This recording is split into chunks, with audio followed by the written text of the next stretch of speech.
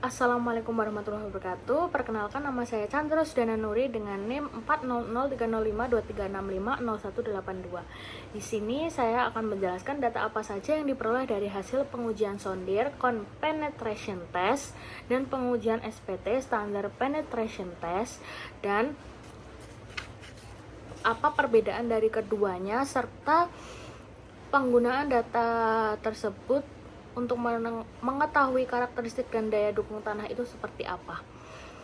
Untuk yang pertama, data yang dihasilkan yaitu CPT menghasilkan data kontinu sepanjang kedalaman penetrasi. Instrumen utamanya yaitu konus yang dilengkapi dengan sensor. Data utamanya yang pertama adalah kon resisten atau KIC. Tekanan yang diperlukan untuk menembus tanah diukur dalam MPa atau TSF.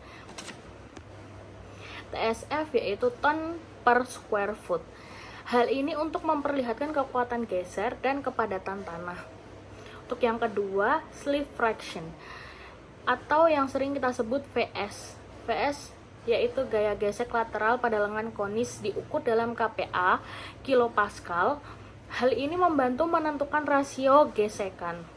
Untuk yang ketiga, ada pore water pressure atau U. Tekanan air pori jika sensor tersedia diukur dalam kPa kilopascal. Hal ini untuk mengukur tanah jenuh air.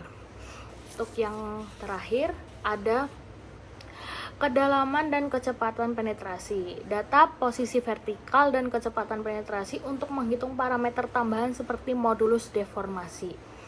Yang kedua ada SPT, standar penetration test, yaitu dilakukan dengan menumbuk tabung sampel ke dalam tanah menggunakan palu standar. Data utamanya yaitu N value, blow count, yaitu jumlah pukulan palu yang diperoleh untuk menembus tanah sedalam 30 cm setelah penetrasi awal 15 cm. Yang kedua, kedalaman dan deskripsi visual, yaitu kedalaman pengujian tanah dan deskripsi sampel tanah yang diperoleh. Untuk yang ketiga, parameter tambahan, diukur berat jenis tanah atau kehilangan air dalam sampel. Kon penetration test dan standar penetration test adalah metode pengujian in situ yang digunakan untuk menilai sifat tanah di lapangan. Keduanya ini digunakan untuk mendapatkan data kekuatan, kepadatan, perilaku pada tanah. Hal ini penting sebagai alat perencanaan untuk pondasi.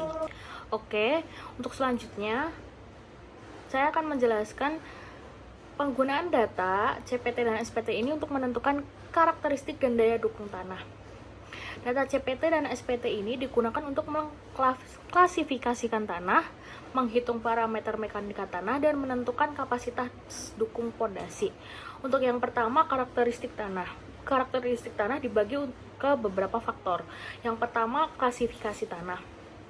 Dari data CPT, RF dapat membantu membedakan tanah berbutir. Misal pasir, RF-nya lebih kecil daripada 2% dari tanah kohesif. Untuk lempung, RF lebih besar 4%. KIC yang tinggi menunjukkan tanah padat. Untuk SPT, N value digunakan dalam klasifikasi seperti Unified Soil Classification System atau USGS. Jika N rendah, kurang dari 10, menunjukkan tanah lunak. Dan jika N tinggi, lebih dari 30, menunjukkan tanah itu tanah keras. Dan untuk yang ketiga, kekuatan geser atau shear stretch. Untuk data CPT, KIC dapat dikonversikan ke kekuatan geser undrained atau CU menggunakan formula empiris seperti CU sama dengan KIC dibagi 15 untuk lempung. Untuk data SPT, N value dikorelasikan dengan CU atau sudut geser internal melalui tabel empiris. Untuk kepadatan tanah compressibility, KIC dan N menunjukkan kepadatan relatif. Modulus deformasi E dihitung dari KIC. E sama dengan 2-4 KIC untuk pasir dan N sama seperti 10-20 NMPa untuk lempung. Untuk kondisi air tanah, U dari CPT membantu menilai resiko likuifaksi atau konsolidasi. Nah, untuk daya dukung pondasi dari data CPT, KICE langsung digunakan dalam formula boring capacity. Untuk data SPT, N value dikorelasikan ke parameter tanah. Untuk yang terakhir, kita akan membahas tentang perbedaan CPT dan SPT. Kita akan membahas dari beberapa aspek. Untuk yang pertama, aspek metode pengujiannya. CPT yaitu penetrasi kontinunya dengan konus dan dia kurang invasif dan untuk pengerjaannya lebih cepat.